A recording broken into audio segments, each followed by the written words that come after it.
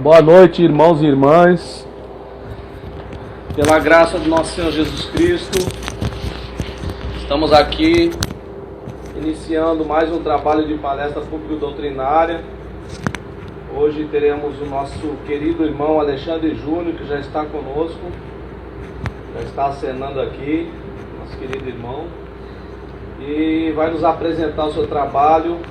Nós estamos no mês de aniversário da nossa Casa de Oração e Trabalho, e o tema central é o nosso Mestre Jesus. E o nosso irmão hoje vai falar de Jesus, o médico.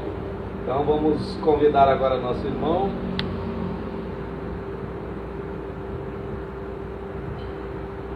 Querido irmão, para entrar na transmissão.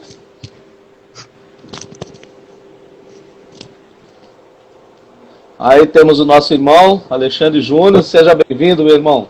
Obrigado, boa noite a todas e todos. É um prazer estar aqui. Está me ouvindo bem? Estou ouvindo bem. Tá boa a imagem, tá bom o áudio também. Sempre é bom a gente dar uma checada, né? É verdade. Pronto, então desejamos ao irmão um trabalho bem assistido pela espiritualidade benfazeja. E temos certeza que o irmão vai fazer um grande trabalho e vai nos deixar boas lições para as nossas reflexões. Então, para não tomar muito tempo do meu irmão, eu já vamos passar logo então, convidar a todos para passarmos a nossa prece inicial. Nosso pessoal aí que vai assistir vai chegando devagarinho, daqui a pouco eles vão chegando. Mas vamos iniciando aqui porque temos horário, né? Infelizmente nós só temos 59 minutos para fazer esse trabalho. Então, convido a todos para entrarmos em oração. Oremos. Mestre Jesus, espiritualidade benfazeja, o mentor espiritual da nossa Casa de Oração e Trabalho, José de Anchieta, nesse momento, queremos render graças por estarmos aqui mais uma vez, com a permissão de realizar mais esse trabalho virtual, porque os trabalhos não podem parar, a gente continua de forma virtual, com a ajuda da tecnologia.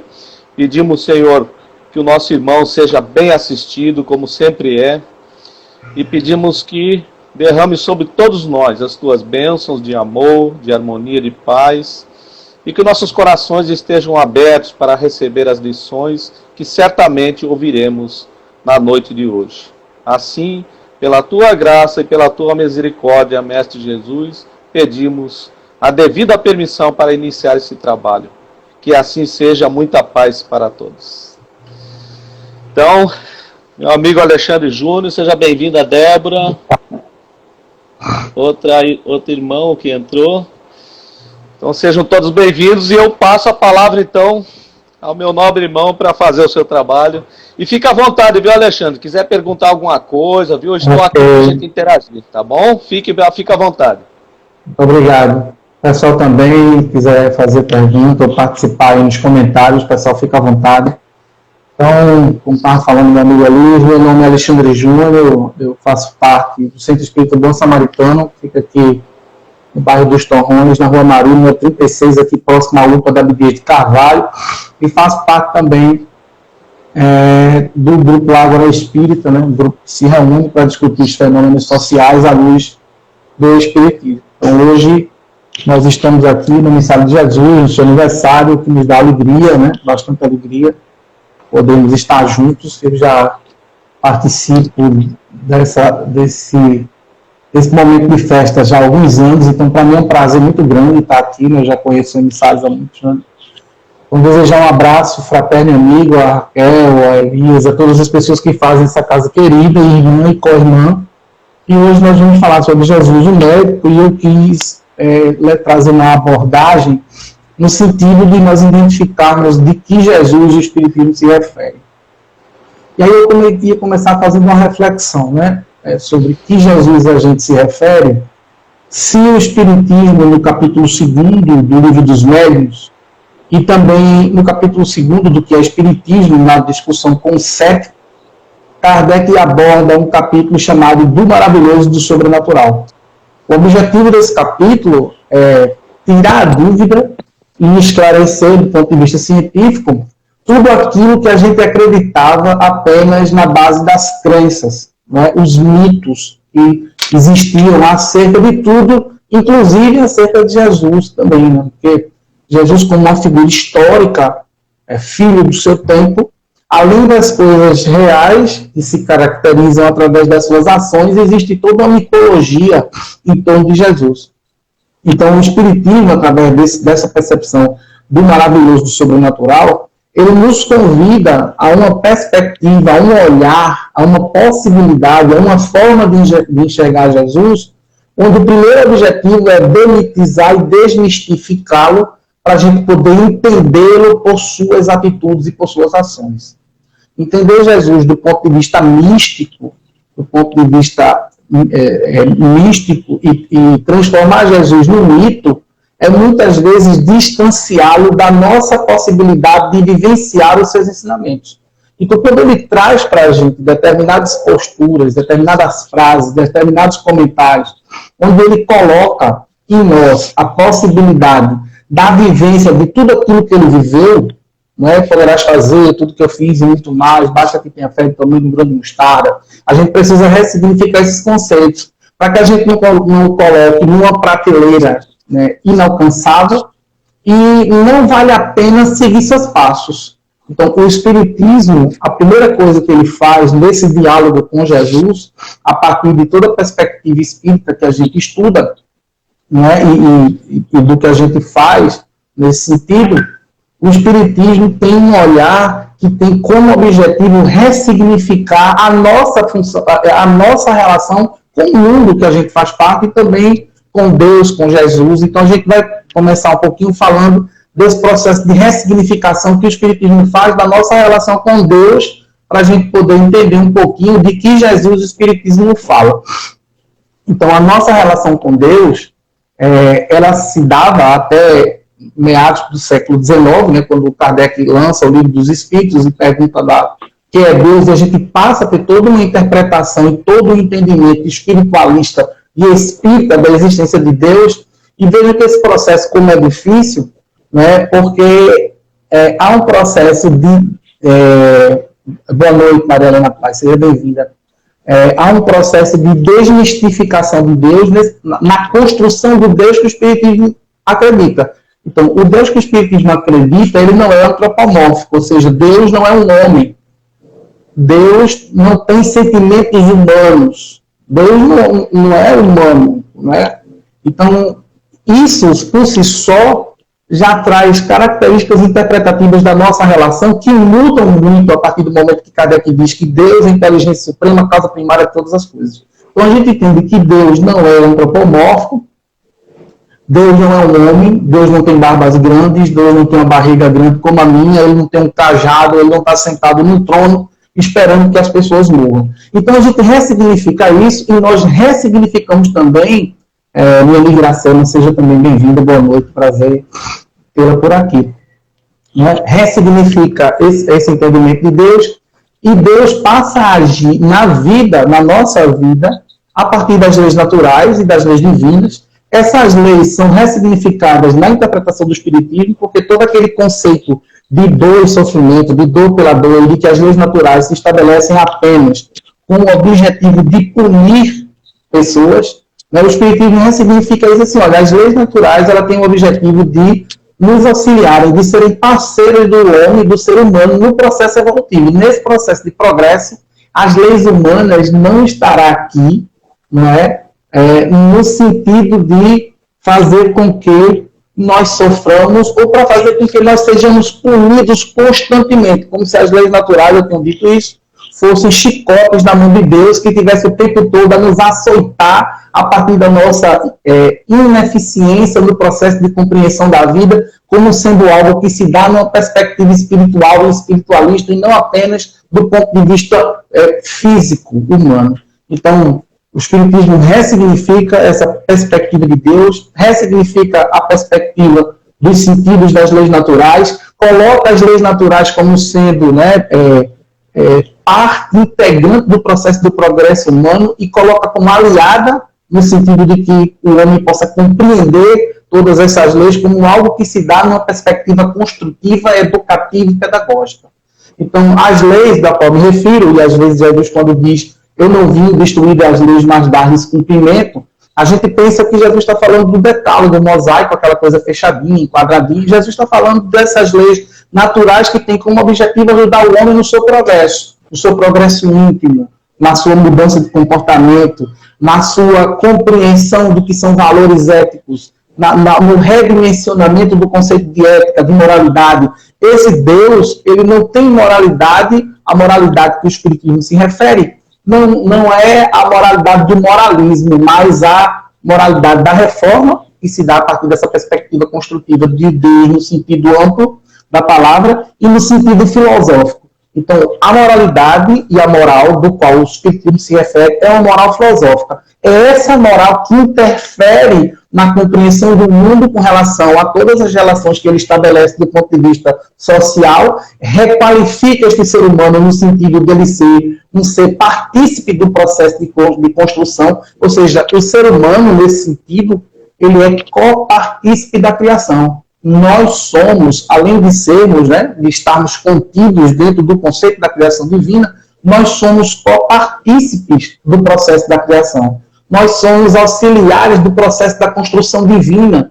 Nós não somos espíritos apêndices no processo da criação, ou não somos animais irracionais ou gado, onde nós fomos jogados numa terra e ali ele nos deu alimento e água e disse só uma frase: crescei-vos e multiplicai-vos, como se nós não tivéssemos nenhuma responsabilidade do ponto de vista construtivo e do ponto de vista social e do ponto de vista das relações e dos afetos que se dão a partir das nossas ações e das nossas atitudes. Então, o Espiritismo ressignifica todos esses conceitos. Os conceitos que estão, vamos dizer assim, sustentados na base da doutrina espírita, que são seus princípios, e que emanam dessa relação com Deus, eu vou citar alguns, e a gente vai discutir ligeiramente para a gente poder caminhar com a discussão. Mas aí a reencarnação, quando Jesus diz eu não vim destruir as leis, mas fazer com que as leis se cumpram. A reencarnação é uma dessas leis que ele se refere. A imortalidade da alma é uma das leis que ele se refere. E eu queria me deter a reencarnação, a imortalidade da alma e a comunicabilidade dos espíritos, por serem alicerces da doutrina espírita, mas no sentido de fazer com que esse homem, e aí a gente entender qual a importância da percepção e do entendimento do espiritismo de uma forma global, de uma forma holística, de uma forma ampla, para que a gente entenda qual e o que o espiritismo oferece nesse processo de ressignificação de todos esses conceitos. Então, entender a vida após a morte para nós é nos tirar. Gerald Massey, ontem eu me lembrei desse trecho e esqueci o autor desta frase. Gerald Massey está no livro A Nova Revelação, de Arthur Conan Doyle. Quem não conhece Conan Doyle é o autor de Sherlock Holmes, que é um autor espírita, tem 2 livros lançados, um chama-se A Nova Revelação e o outro livro chama-se A História do Espiritismo. De Gerald Massey, e que o nosso amigo Arthur Conan Doyle transcreve nesse livro A Nova Revelação, ele diz o seguinte, eu vou dizer mais ou menos como ele fala, mas é bem poético, não lembro exatamente como está no livro, mas ele diz assim: conhecer o Espiritismo para mim foi como a verdade a se tornar dos fatos. Ele diz assim. É como se eu vivesse o tempo inteiro escondido no torão do navio e, de repente, eu pudesse ter sido apresentado ao tombadilho e, pela primeira vez, eu pudesse ver as estrelas no firmamento. Então, ele diz que conhecer o Espiritismo para ele foi isso. Era como se ele tivesse trancado o tempo inteiro dentro de um calabouço, no porão do navio, e, de repente, pela primeira vez, ao ele conhecer a doutrina, ele foi apresentado ao mundo estrelado e ao mundo lindo, e ao firmamento. E por que eu coloco isso? Porque a vida futura, o entendimento da vida futura, nos dá essa perspectiva, sabe? Amplia a nossa condição de enxergar e faz com que nós vejamos um céu e que o materialismo e as compreensões da materialidade nos mantêm presos a uma compreensão desse porão, fazendo essa analogia, nessa metáfora que o nosso amigo Gerald Massey, que é um psicólogo norte-americano, se utiliza para poder falar. Então, quando ele diz isso, e a gente descobre todas as possibilidades filosóficas que o Espiritismo nos apresenta, E a vida após a morte, o entendimento da vida futura, a imortalidade da alma, abre uma possibilidade, né, muito grande de transmutação dos nossos próprios conceitos íntimos. Então, todas aquelas pessoas que acreditavam que a morte era o fim, né, e que entendem que esse fim justificam todas as suas ações, né, aquelas coisas que a gente via na juventude, que a gente tem que viver a vida com muita intensidade, eu tenho que viver cada dia como se fosse o último. Né? Mas de que ponto de vista a gente está se referindo? Né? Em que valores a gente planta esses conceitos? De onde a gente emana essas ideias? Então a vida futura diz assim, peraí, o homem, o ser humano, a partir de várias possibilidades sucessivas, tem na reencarnação uma proposta educativa e que faz com que esse homem ressignifique sua vida e entenda que em uma única existência ele não vai dar conta de tanto aprendizado. Aí ele redireciona. A Terra, segundo o próprio Espiritismo, deixa de ser um lugar onde a gente está aqui só para sofrer e passa a ser uma escola. E a gente está aqui no sentido de aprender. Poxa, por que tu está fazendo todo esse preâmbulo antes da gente falar exatamente de Jesus? Porque para entender o Jesus Espírita é necessário entender o Espiritismo. Então, se a gente não entender a visão do Espiritismo com relação ao progresso, com relação à nossa própria instituição enquanto ser humano, com relação às relações, desculpa o trocadilho, mas se estabelecendo as relações que se dão a partir da nossa vida social, né, a nossa interação nesse conceito de mundo, e o Espiritismo não aborda tudo isso. Então, essa perspectiva construtiva que se dá a partir de uma ideia de progresso, né, que estão juntas a todas essas demandas do ponto de vista filosófico, que se dão a partir dessa perspectiva reencarnatória e da imortalidade da alma, eu digo que conhecer e ter acesso a todos esses conhecimentos que colocam a vida após a morte como um fato absoluto, porque a ciência espírita tem como objetivo provar essa relação que se dá a partir da troca, né, da vida social do encarnado e dos desencarnados, né, porque se a gente fosse definir o espiritismo aqui, em poucas palavras, nós poderíamos dizer espiritismo é uma ciência de cunho filosófico e consequências ético-religiosas, ético-morais, né, melhor dizendo. Enquanto ciência, o seu objetivo é intercambiar as duas imagens da vida, a mais dos encarnados e a mais dos desencarnados. Então, nesse momento, a gente admite a imortalidade da alma, né, a gente entende que esse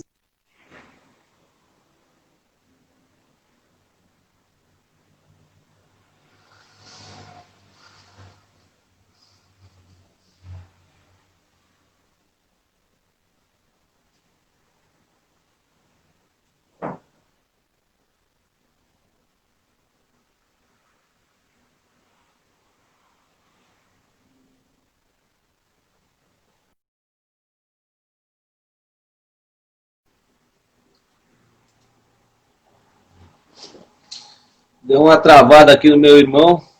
Deixa eu ver aqui, vou chamar ele de novo. Uns probleminhas da internet, né? Só um minutinho, pessoal, que eu já vou chamar ele aqui.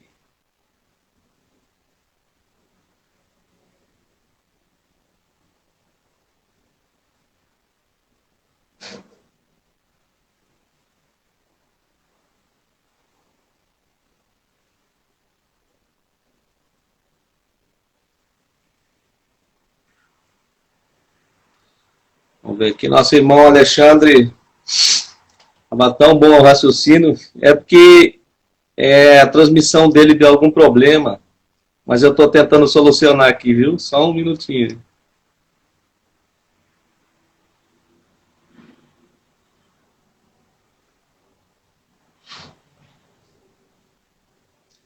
Eu vou tentar fazer um contato com ele aqui rapidinho. Essas coisas acontecem, né? O mundo da tecnologia.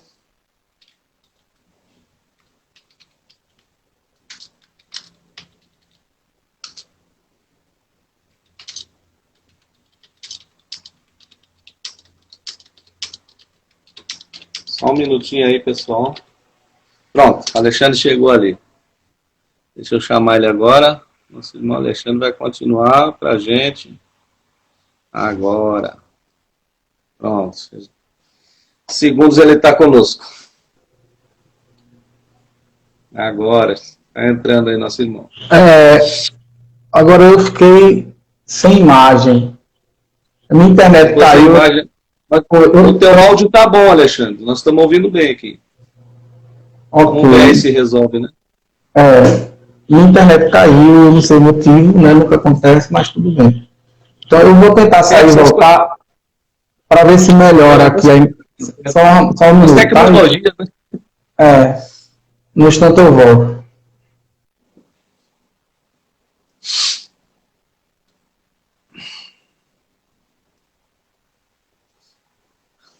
O nosso irmão, para aqueles que estão chegando, ele está falando hoje para todos nós sobre Jesus.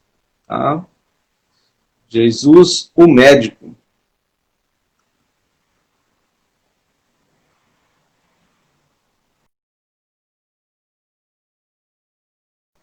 Vamos ver aqui. Vamos esperar ele entrar de novo. Mas nesse mês, então, o nosso centro, só para lembrar os irmãos que estão aí online, já agradecendo a presença de todos, dona Iracema Lins, aí a senhora Iracema Lins vai fazer a palestra para a gente na semana que vem, dia 10. Seja bem-vindo, Caio. O senhor Carlos Roberto também está presente, vai fazer para a gente no dia 27, tá? É o último dia. É o dia 17, dia 24, perdão. Dia 24 também estará conosco. Nesse mês festivo aí, nós escolhemos como tema central Jesus, né?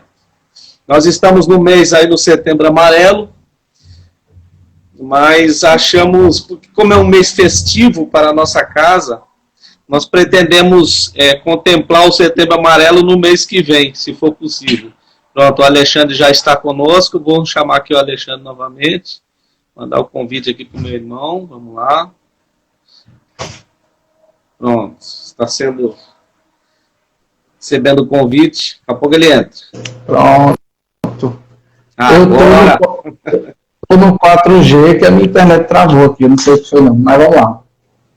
Então, o que eu estava falando, né, na perspectiva da gente apresentar de que espiritismo a gente está falando, para a gente partir para uma discussão sobre Jesus, a partir desse espiritismo que tem como objetivo tornar o ser humano autônomo, né, que uma das funções do espiritismo é a construção da autonomia. Nós viemos de uma perspectiva heteronômica, em alguns momentos ainda somos heteronômicos, né, ou seja, nós esperamos que alguém diga o que é que a gente vai fazer, e a gente ainda não consegue, em todas as ações da nossa vida, termos uma ideia que nasça de nós, sobre a nossa própria conduta e sobre a nossa própria postura com relação à vida, por mais que sejamos a parte intelectual, né, nós somos o princípio inteligente da criação, nós ainda temos momentos que a nossa parte animal ainda fala mais alto do que a nossa consciência. Então, nós somos seres em construção. Eu costumo dizer que nós somos seres inacabados, nós não somos seres acabados. Então, nesse processo de construção de autonomia que o Espiritismo nos apresenta, dentro de todo o seu processo filosófico e de toda a sua compreensão, dentro desse princípio que nós discutimos aqui, nós vamos entender esse Jesus que também tem como objetivo nos apresentar a possibilidade de nos fazer autônomos a partir da nossa própria postura e da nossa própria conduta. Então, isso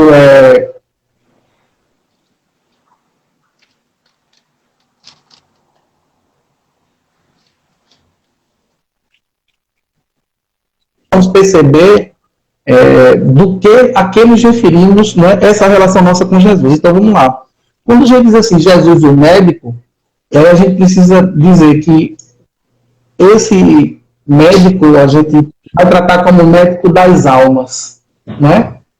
Então, alguém que apresenta uma conduta, uma postura, uma forma de vida que tem como objetivo tornando-nos autônomos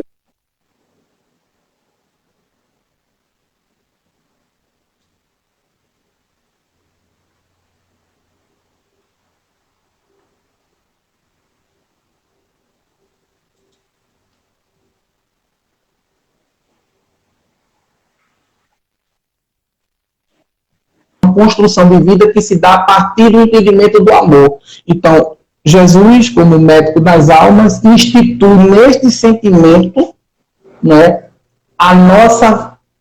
o nosso remédio, a nossa forma de viver e de interagir com tudo aquilo aquele trabalho que ele defende como sendo responsável pela transmutação de uma sociedade melhor, uma sociedade mais justa. Então, a gente entende que o Espiritismo, ele se utiliza dos exemplos de Jesus homem, e de que aquele Jesus que a gente fala, que eu falei no começo da nossa discussão, místico, né, carregado de mística, de mito, ele vai sendo desfeito aos poucos e a gente vai entendendo que o que fica para nós são as ações dele com relação ao seu comportamento. Então, Jesus fala disso em vários momentos, em várias passagens e de diversas formas. A gente sempre fala dos momentos emblemáticos, né? Mas quando ele se encontra com Pedro, que ele diz, larga tudo aí, serve, a partir de hoje, dependendo da tradução, a gente vai encontrar pescador de almas, pescador de homens, mas a partir de hoje tu és pescador de almas e tal. Esse conceito se estabelece porque Jesus entendia, né, Jesus, por ser um espírito que está muito além de seu tempo, que a única forma que este homem, este ser humano que vive, né, sobre a Terra, teria de alcançar a condição de tornar-se alguém que tivesse uma relação coerente com a divindade, era entender o significado da palavra amor. Então, ele ressignifica tantas coisas. Eu quero, se ele não tivesse ressignificado a nossa relação, a relação de nós uns com os outros, ele não teria virado era, né, nem época, antes dele e depois dele. Então, a ideia é estabelecer de que filosofia Jesus fala, que filosofia dele o Espiritismo agrega, e como nos faz pensar no sentido de fazer com que nós nos tornemos autônomos a partir do entendimento dessa relação que Jesus estabelece com os seres humanos, né? Essa relação de amor. Perceba, meu amigo, que Jesus não fazia acepção de pessoas. Ele não escolhia por onde ele ia passando, com quem ele conversava. Né? Os discípulos, muito pelo contrário, ele conversava com o publicano, ele conversava com o fariseu, ele conversava com as mulheres, ele conversava com os pobres, com os estupiados. Jesus não estava no meio da elite naquela época.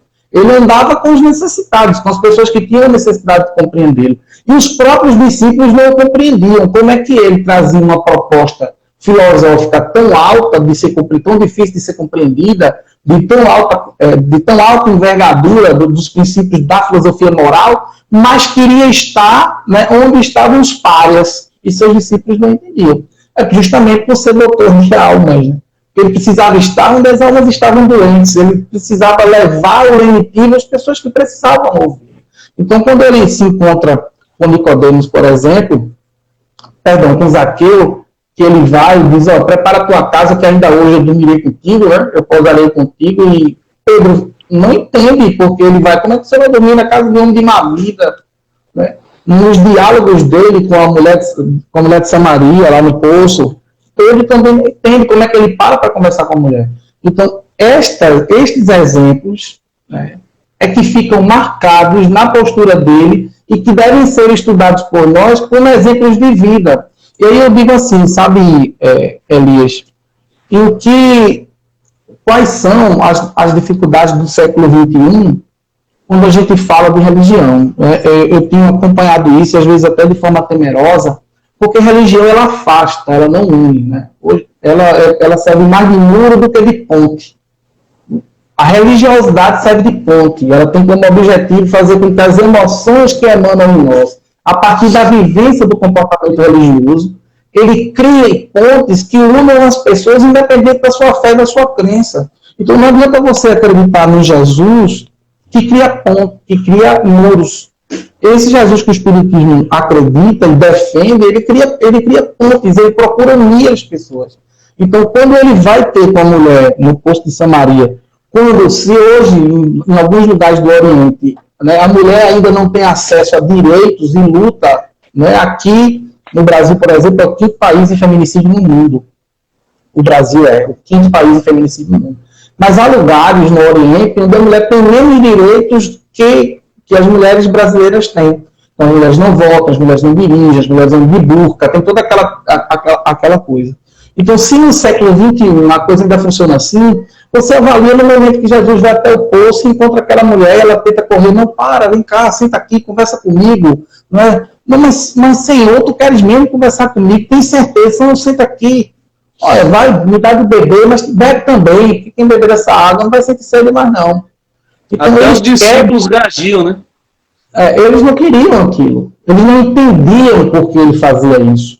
Não é? Então, ele quebra, o Jesus que o Espiritismo entende, ele é um quebrador de paradigmas por excelência. Jesus quebra paradigmas constantemente. Então, as leis que os homens imputavam sobre os outros e que traziam injustiça para a sociedade, ele ficava indignado com elas. Ele não concordava com as leis humanas que provocavam injustiça. E ele foi tentado o tempo inteiro. Né? Então, esse reino que ele fala em instituir, quando, por exemplo, Judas procura ele com um saquinho de moedas, pensando em erguer, né, com algumas moedas, pensando em erguer um exército, agora já podemos comprar espadas e tal. Ele disse, não, cara, para aí, ó, meu reino não é esse, não. A minha luta é outra. A ideia aqui é discutir, né, a moral numa perspectiva filosófica e não numa perspectiva militar, armada, né, da base da força. A ideia aqui é a gente convencer o homem através do amor e do afeto. Então, Jesus era o médico do afeto. Então, por que é tão difícil você vivenciar esse tipo de comportamento? Porque nós temos uma cultura extremamente belicosa, né? Nós viemos disso, nós temos uma herança cultural belicosa muito profunda. Né? O cara que faz gol no futebol é artilheiro ou matador, né?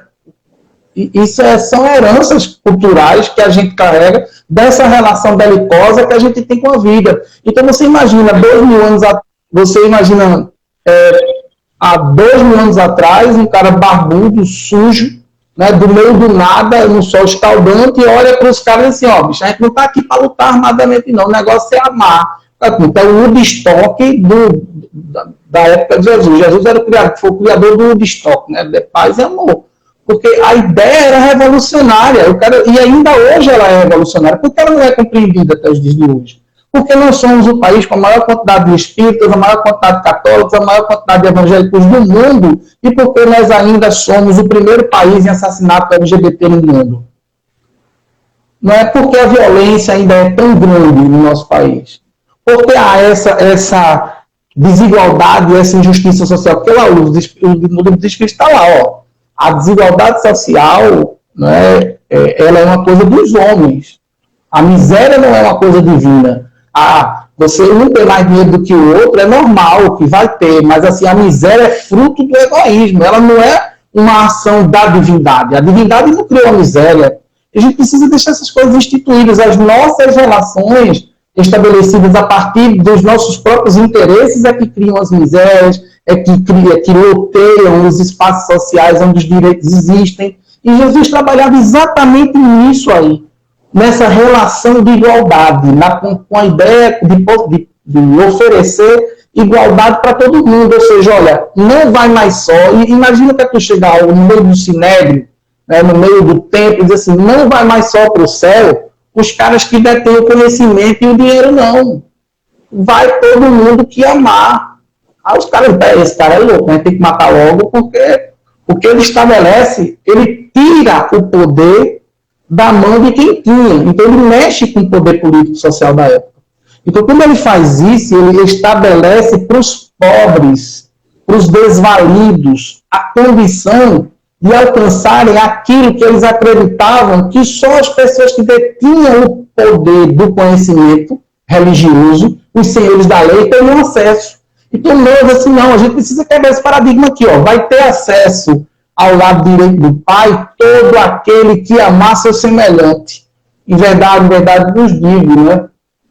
Se amar o Senhor teu Deus de todo o teu corpo, de toda a tua alma, de todo o teu entendimento, e a teu próximo como a ti mesmo, aí estão as leis e os profetas. Então, ele diz que as leis e os profetas estão exatamente na ação de cumprir-se o amor que ele trouxe. Então, se você ama, você liberta-se, né? E você chegará à possibilidade de vivenciar isso em plenitude. Então, você não precisa ter dinheiro, ver como quebra paradigmas.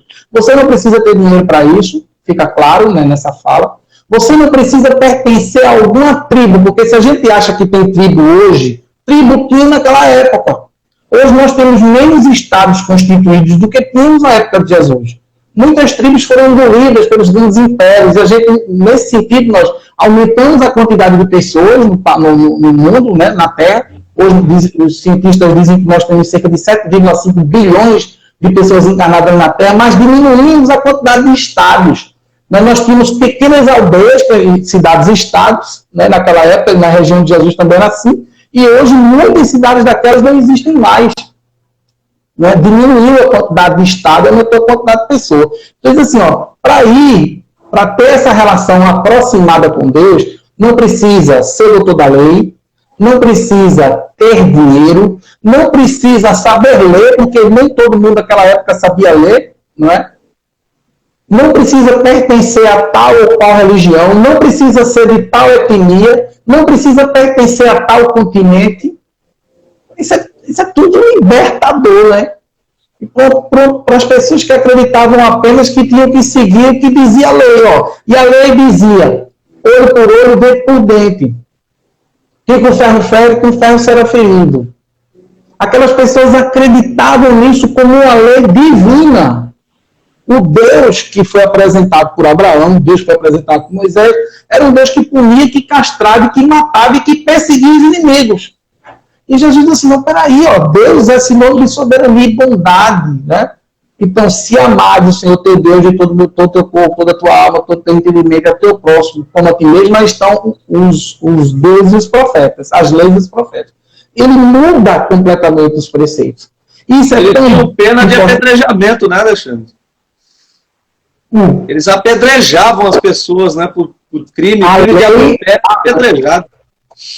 E adultério, como se adultério fosse um crime unilateral, porque apedrejavam as mulheres, não apedrejavam as pessoas.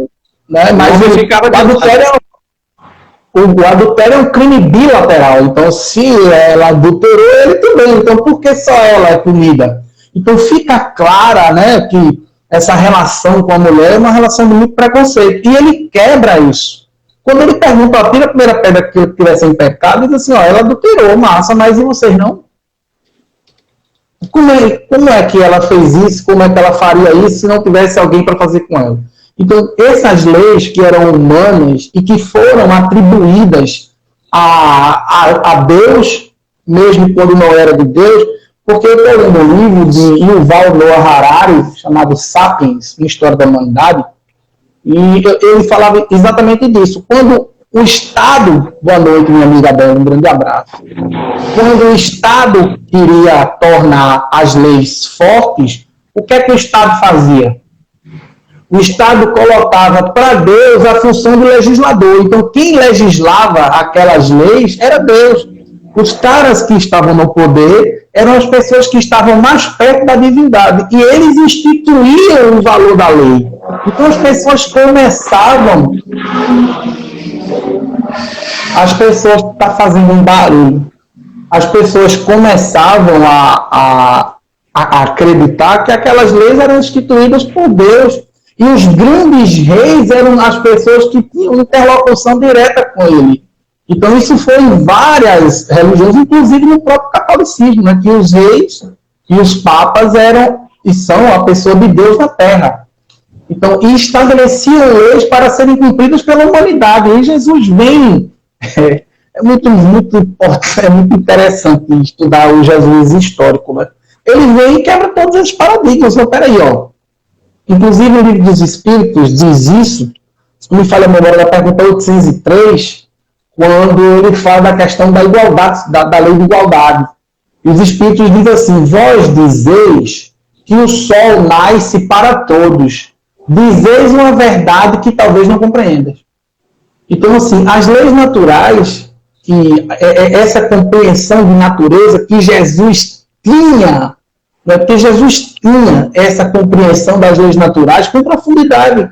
Então, ele entendia que tudo aquilo ali se dava a partir dessa perspectiva das leis naturais. E que nada, e aí é que entra essa perspectiva do maravilhoso, do sobrenatural, que eu falei no início da nossa discussão, do capítulo 2 do Livro dos Médiuns, bem como está lá na discussão de Kardec com o séptico, no capítulo 2 também do que é Espiritismo, né, na segunda discussão que Kardec tem, que é a primeira com crítico, a segunda com cético, depois é com padre. Na segunda discussão, Kardec também fala disso. Então, todas essas coisas que colocaram em Jesus como se ele fosse um mágico que alterasse as leis para poder fazer com que a sua vontade prevalecesse diante de tudo, isso não acontece, isso não é fato, isso não é realidade. O Espiritismo vem justamente fortalecer essa compreensão de uma fé racional. A página de rosto do Evangelho segundo o Espiritismo está escrito lá: fé inabalável é aquela que encara a razão face a face em todas as épocas da humanidade. Kardec diz no capítulo 1 da Gênese, na primeira edição, né, do capítulo 1 da Gênese, da natureza da revelação espírita, no item 55, Kardec fala exatamente se em algum ponto a ciência desmentiu o espiritismo, naquele ponto específico, deixa o espiritismo e siga a ciência. Porque ele estabelece a relação do espiritismo com Deus, com Jesus, com os espíritos, com a reencarnação, com o progresso, com a comunicabilidade dos espíritos e com as leis naturais, de uma forma coerente, científica e compreensível. Então, o espiritismo, do ponto de vista dogmático, né, não é uma religião convencional e ortodoxa. Quando Kardec se refere no livro O que é Espiritismo, no seu preâmbulo, ele traz duas definições do Espiritismo e nela ele coloca o Espiritismo como filosofia moral. E o que é que ele quer dizer com isso? Porque se nós formos tratar o Espiritismo como uma religião convencional, a gente precisa criar dogmas para poder sustentá-la. Porque toda religião ela é eminentemente ligada a dogmas que fazem com que as suas bases não sejam rompidas. O Espiritismo está ligado diretamente a esse processo de construção das leis. E Jesus sabia disso. E por isso ele diz: eu não vim destruí-las e dar-lhes cumprimento. Porque ele sabia da necessidade que o homem tem ainda hoje, no século XXI, de compreender de que lei se fala e como essas leis funcionam. Para que a gente entenda, por exemplo, o capítulo 5 do Evangelho segundo o Espiritismo, né? Quando fala lá das penas atuais e das penas futuras. E por que das causas anteriores, perdão, das nossas aflições. Para que nós não estabeleçamos um processo de sofrimento, sabe, eterno, e que seja estabelecido apenas por aquilo que nós fizemos no passado. E também não instituirmos Deus apenas como um ser que tem o dever, como um guardião, que fica só esperando que a gente erre para poder nos punir. E para não colocar Jesus como sendo o cara que fez o que Deus queria, veio punir. Não, Jesus veio libertar, ele não veio punir. Deus não pune as pessoas. As leis naturais, elas não estão aí para isso. A dor e o sofrimento, nessa proposta do tema de hoje, de Jesus como médico, entender a dor e o sofrimento é imperioso para a nossa relação com a doutrina espírita, porque a dor e o sofrimento não são responsáveis diretas pelo nosso progresso. O amor é responsável direto pelo nosso progresso. A dor e o sofrimento são ações pedagógicas e terapêuticas que se dão na nossa relação de vida para que nos momentos onde a gente se perde do entendimento do amor, nós possamos refletir que o único caminho que faz com que a gente cresça é amar. Não tem outro caminho. A gente veio para a Terra aprender a amar seu semelhante, a construir uma vida social digna, a entender o significado das palavras igualdade, justiça, e ter uma percepção dessa dor e desse sofrimento como uma construção que se dá numa perspectiva educativa. A reencarnação, ela tem esse processo educativo. O que é a reencarnação? Reencarnar é voltar a viver no outro corpo. Isso é uma visão reducionista do processo reencarnação, da reencarnação.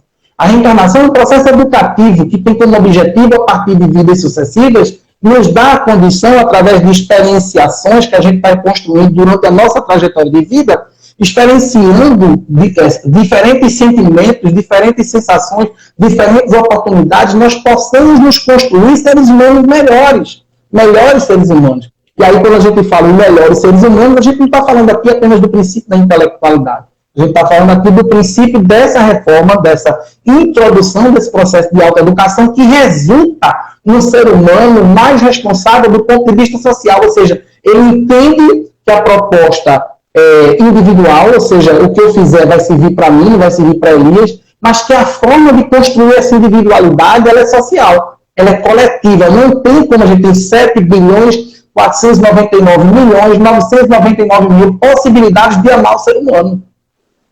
São 7 bilhões e 500 milhões. Então, se você prefere estar perto dos que odeiam, isso é uma opção, irmão. O Espiritismo tentava fazer com que nós, percebendo essa perspectiva de vida futura, redefinindo os nossos conceitos de imortalidade, aprendendo o que somos de verdade, dentro dessa compreensão de vida, daquilo que somos, nós tenhamos a maturidade espiritual de escolher o amor, de escolher amar, de escolher a perspectiva que une e não as perspectivas que afastam, que degradam, sabe? Você estava falando, eu me lembrei, não é à toa que lá no Livro dos Espíritos, a lei de sociedade, ela vem logo antes da lei de progresso. Exatamente. Toda essa perspectiva construtiva que se dá nessa relação aqui discutida, traz em Jesus um modelo de guia, como diz o Livro dos Espíritos para nós, mas não nessa perspectiva mística, mítica, sabe? Mas numa perspectiva de relação. Nós precisamos traduzir essa relação que a gente tem com Jesus, com Deus, com os Espíritos, numa coisa que se torne alcançável, ser olhada pela luneta do Espiritismo e tem como objetivo tornar isso alcançável. Sabe, Jesus não é uma coisa que a gente nunca vai tocar. Não, tá, tudo bem, a coisa evolui. Jesus já não é mais aquele espírito que ele era 2 mil anos atrás, porque a lei do progresso serve para todo mundo, né? Inclusive para ele.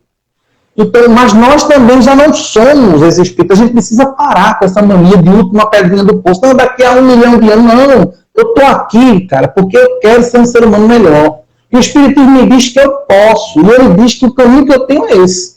Eu escolho querer ou não. Eu opto por fazer ou não. Eu opto por entender, né? Tem uma frase, umas pessoas dão uma saibaba, outros dão um mambuço, mas o importante é a frase. Diz assim, mãos que fazem são mais sagradas do que lábios que oram. Mãos que fazem são mais sagradas do que lábios que oram. E aí eu crio uma metáforazinha, só para a gente poder entender.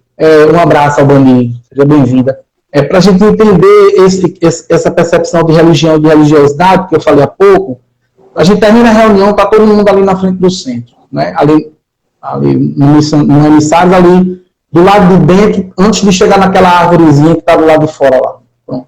Aí uma pessoa passa na ruazinha estreitinha, quando leva uma queda. Aí tem um grupo de pessoas conversando. Religião vamos dar mãos e vamos fazer uma prece bem fervorosa para ver se aparece alguém para levantar ela. Isso é religião. Religiosidade é a gente dizer assim, gente, Deus me ajuda a levantar ela. Aí a gente vai lá e levanta. Isso é religiosidade. Então, a gente está numa perspectiva da vivência da religião, esquecendo os comportamentos íntimos da vivência da religiosidade. Então, para viver essa religiosidade, a gente não precisa ser espírita. Não precisa ser espírita, não precisa ser católico, ser branco, preto, amarelo, maluco, mameluco, não precisa ser heterossexual, homossexual, não precisa só ser humano. Porque o amor não é o amor, veja, o amor, a reencarnação. O espiritismo não é dono desses elementos de progresso, sabe, dessas ferramentas que auxiliam o progresso da humanidade. O espiritismo não é dono, o espiritismo está plantado em cima dessas leis. A lei de amor, justiça e caridade é uma lei na qual o espiritismo está montado sobre ela. Ele monta as suas bases em cima dessa lei. Ele monta as suas bases sobre a reencarnação. Não está escrito em nenhum lugar de Kardec, se você não for espírita, você não vai alcançar nenhum lugar de crescimento e de progresso do ponto de vista da moral e da intimidade. Lá, muito pelo contrário, na revista Espírita, se me fala a memória de 64, Kardec diz que o espiritismo pode ser a terceira religião da pessoa, a segunda ou a terceira. O espiritismo não é uma doutrina de conversão. A gente não está aqui com essa proposta de converter pessoas. O objetivo do espiritismo é formar uma sociedade que se ame. Se o cara vai aprender a amar aí no emissário de Jesus, vai sair do emissário de Jesus, vai amar lá na igreja católica, na igreja protestante, no terreiro de candomblé, no terreiro de umbanda, sabe, no centro maometista, isso é o que menos interessa. Porque o nosso objetivo é cuidar da intimidade humana. Isso era o que Jesus fazia. E por isso ele é médico de almas, porque ele estava o tempo inteiro preocupado com a intimidade das pessoas. E como essas pessoas estavam. Quando a mulher, né, com a hemorragia toca nele, ele diz quem me tocou. E muitas vezes, mas sei lá, não, no meio de tanta gente, eu querer saber, que eu saiba quem me tocou, é complexo, né? Não, alguém me tocou diferente, porque sai de mim virtudes. Então ele estava preocupado era com a intimidade das pessoas. Sabe, o espiritismo precisa entender isso, né, os espíritas, porque o espiritismo apresenta isso para nós. que a nossa preocupação precisa ser com a intimidade das pessoas e não maculá-la muitas vezes por conta da nossa fé. Querer que as pessoas pensem como nós pensamos, identificar que aquelas pessoas reajam aos nossos pensamentos e a nossa forma de interação com o mundo, como nós vemos o mundo, querer criar um padrão, né? E às vezes até se pega de frases que não são, compreendidas, por exemplo, com a frase do Leon Denis, que diz: o espiritismo é o futuro científico da religião. Ele não diz que é o futuro das religiões, não. Ele diz que é o futuro científico, ou seja, a partir do momento que a ciência, e veja que isso é um fato e que é lento, porque a natureza não dá saltos, mas quando eu estudei, eu entendi que o átomo era a melhor partícula da matéria. E que esse átomo não se dividia. Eu aprendi que o átomo era indivisível. Hoje, dividir o átomo, dividir o núcleo, dividir o subnúcleo, criar a física quântica. Então, a ciência caminha, né? Eu aprendi 3 estados da matéria: sólido, líquido e gasoso. Isso ficou para trás, não existe só isso. E a ciência diz: existe o fluido, existe o que é essenciado, existe um monte de condições hoje. Então, o que é que o Espiritismo diz? Vai chegar um momento que ou as ciências entendem a perspectiva da relação da vida espiritual como sendo um fato, ou elas vão ficar fadadas ao ostracismo, né? Vão ficar obsoletas, porque a ciência está dizendo que o espírito existe, e você vai ter, e é óbvio que isso não vai mudar de dia para a noite, e não é que todo mundo vai se converter ao espiritismo, não, mas as bases daquelas religiões ortodoxas e que não concordam com isso, ou elas vão se manter fundamentalistas, as suas questões de ordem dogmáticas, ou elas vão precisar mudar a sua essência para poder compreender o que o mundo social e científico está desenvolvendo. Então, Jesus tinha essa percepção de intimidades. Ele estava o tempo inteiro preocupado com a intimidade das pessoas. E é bom que a gente discuta isso, é imperioso que isso seja discutido, sabe? É importante que o Espiritismo faça seu papel de desmistificar Jesus, de desmistificar Deus, de apresentar um Deus de amor e bondade às pessoas, e de desmistificar esse Deus, sabe, possesso, raivoso, truculento, que exige o tempo todo. Eu digo, o Deus do Velho Testamento é um Deus sádico, né? Um Deus que exige sacrifícios, né, humanos. Ele exige sacrifício, você matar seu filho para provar que me ama, né? Como é que esse Deus é um Deus que tem problemas psiquiátricos horríveis? E ele é transformado num Deus homem, um Deus que pula, um Deus da guerra. O Deus Espírito é um Deus que ama, ele não luta. Sabe, ele não quer guerra com ninguém, ele acredita que as coisas se dão, que essa transformação se dá a partir desse amor. Isso do ponto de vista filosófico, do ponto de vista prático, há lutas que a gente constrói pelo amor. Sabe, são posicionamentos que a gente tem, que a gente toma, e que a gente aprende dessa relação que se estabelece a partir da perspectiva dele. O que é Deus? O que é Deus? Essa inteligência suprema, essa causa primária. E quem é esse Jesus? Esse modelo e guia da humanidade, que está o tempo todo interessado em estar em mostrar caminhos, alternativas para essa sociedade que se sente muitas vezes órfã diante de tantas dificuldades a serem vencidas. O Deus Espírita, o Jesus Espírita, ele ama, ele constrói afetos. E outra coisa, para encerrar minha fala, esse Deus Espírita, meu amigo Elias, ele não é um Deus materialista, e a gente precisa ter cuidado para a gente não estar fazendo doutrinação materialista dentro das nossas organizações espíritas. As diferenças que são atribuídas às pessoas a partir de uma perspectiva corporal, física, a partir de uma hierarquização de corpos, ela é uma construção que se dá a partir de um princípio materialista. O Espiritismo, Kardec fala na Revista Espírita de 66, em janeiro, na Revista Espírita de fevereiro de 64, na Revista Espírita de 67, Kardec fala o tempo inteiro que amor é algo que se dá a partir dos espíritos. Liga-se a partir dos espíritos, os verdadeiros amores se dão a partir dos afetos espirituais. Então, se você institui algum tipo de relação, levando em consideração a cor do outro, a orientação sexual do outro, sabe, o lugar onde o outro mora, o lugar onde o outro não mora, se é etnocentria, eurocentria, seja lá qual for a centria, né, isso não é espiritismo. O Espiritismo acredita nos afetos que se dão a partir das perspectivas espirituais. E Jesus deixa isso muito claro, né, quando ele fala do amor. E porque ele abre essa possibilidade para que todos possam sentir. Aí, assim, a praia, né, eu diria assim, que o mar é um dos espaços mais democráticos do ponto de vista da vida social. É verdade. Jesus é essa democracia. Ele acolhe as pessoas, ele não está preocupado se a pessoa é cristã ou deixou de ser. Então, nós espíritas precisamos muito discutir isso ainda, para que nós não vendamos um Jesus mais perto de Abraão do que mais perto da inteligência suprema e causa primária de todas as coisas. Eu queria agradecer, desejar um abraço para todas e todos que estão presentes aqui. Quem é Nick? Eu não sei quem é. Conheci para Luprece, meu amigo lá do Aiteu, e para todas e todos que estiveram presentes. Um feliz aniversário para o emissário de Jesus. E para mim foi uma honra muito grande estar aqui com vocês. Acho que todo mundo está como eu estou aqui, né? Está se beneficiando aí, se deliciando com esse banquete espiritual que o nosso querido irmão nos deixou. Essa apresentação com tanto conteúdo para as nossas reflexões, né? Certamente todos nós sairemos dessa apresentação com muitas reflexões a fazer, né? Muito obrigado, Alexandre. Que Jesus continue te abençoando, né? Sempre no teu trabalho, que você possa continuar levando esse trabalho, essa palavra de luz, de esclarecimento para todos nós, né? Porque esse mundão de Deus está precisando muito, muito de amor, muito de compaixão, está precisando de reflexão, de entender melhor a mensagem do nosso Mestre Jesus, o médico, muito obrigado. O médico das almas. Muito obrigado, irmão, que você sempre possa voltar para fazer esse trabalho. Um abraço fraterno de todos nós aqui dos emissários. Muito obrigado.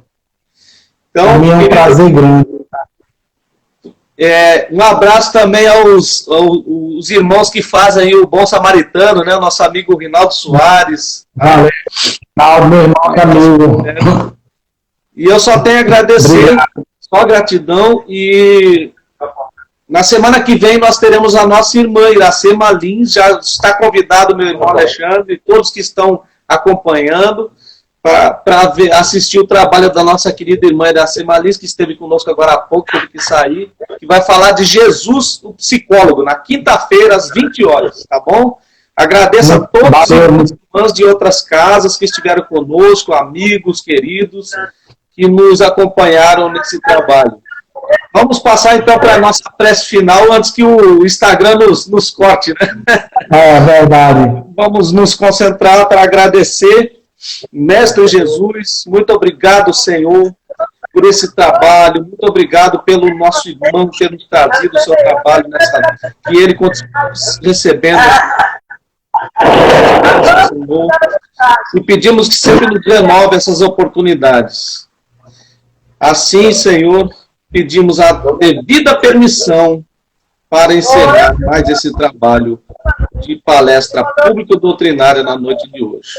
Muita paz para todos. Que assim seja. Obrigado, Alexandre. Um abração. Valeu. Obrigadão. Até a próxima. Até a próxima.